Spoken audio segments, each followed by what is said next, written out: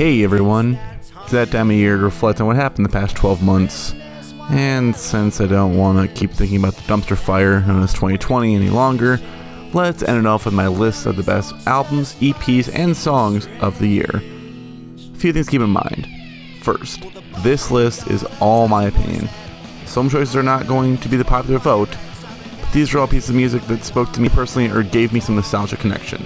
2, I could listen to everything this year and include every record from 2020 on these lists. Some heavy hitters like the new Hot Mulligan record or the new Less Than Jake record, they're not on here. Those will all be included in a Spotify playlist, which is down below in the description. And finally, these lists are not in any particular order, they're just merely in order that came to me when I was writing it. Anyway, start off with all the EPs, my 5 favorites from 2020. The third EP and second immediately records from Wilmette, Caesar Chicago band, playing their signature style of heavy pop punk in crunchy and fun songs that would be amazingly fun live. After being picked up by Pure Noise Records, Belmont bring their blend of trap, rap, gent, pop punk to a new elevated sound to a whole new level. I'm very excited to hear what they do with their sophomore record.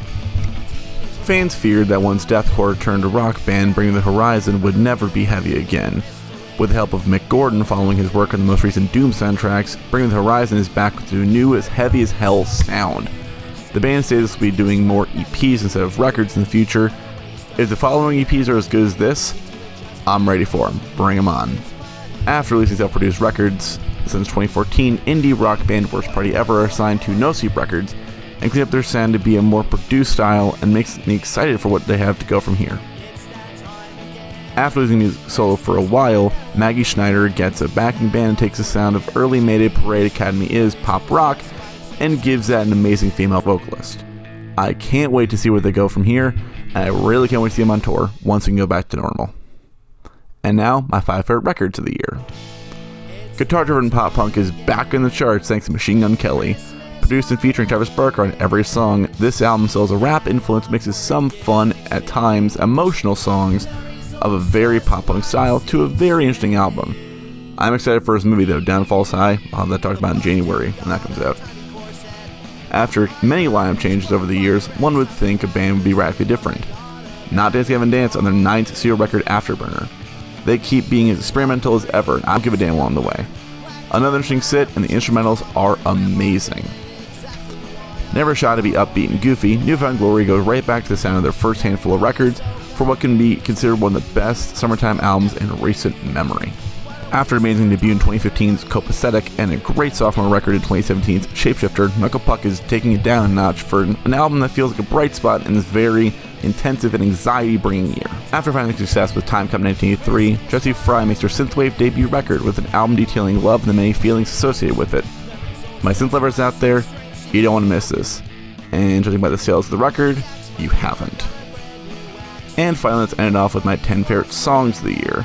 I have more songs I could have picked, but I wanted to keep it concise. Belmont's Back and Forth, easily a highlight from Reflections, one of the best songs they've done yet. Machine Gun Kelly's Forget Me Too featuring Halsey. This gives me a total throwback vibes like 2000s pop punk sound, and I love it. No Pressure, Doing Fine. Coming right out of nowhere, Parker Cannon and Stories of Fars brought an EP right from 2002, and this opening track kills. Pull the Curtain, Glass Bones, Paper Skin. Yet another 2000s-esque summer song, up-and-coming pop-punk / post-hardcore band Pull the Curtain shows some insane promise. Fernway, I have to return some videotapes. Combining a 1975-esque sound with the pop-punk aesthetic, Fernway shows they have a unique voice and want to tell us about it. Wilmette, Rancho Cucamonga. Released as a single from their self-titled EP, this song is the spoken words, a breakdown, and one hell of an ending. The Gentleman, 2004 breakup. After completely surprising me with last year with 2019 Guy, YouTuber Critical, also known as Moist Jesus, drops another great song amid other accomplishments from the year. As a sketchpad, Lose Lose. Andy from Worst Party Ever began another project in Japan that feels like a breath of fresh air and something I would love to hear more of. Lil Narnia, Keep Screaming. Still being fresh to the emo rap subgenre, I didn't know what to expect from a guy with the name Little Narnia. But this song has some serious emotion behind it. The Wonder Years, Hoodie Weather, Burst in a Cave version. Originally from the band's third record, Suburbia of Give Me All Now Nothing, acoustic rendition is a shirt tugger, has everything one could ask for.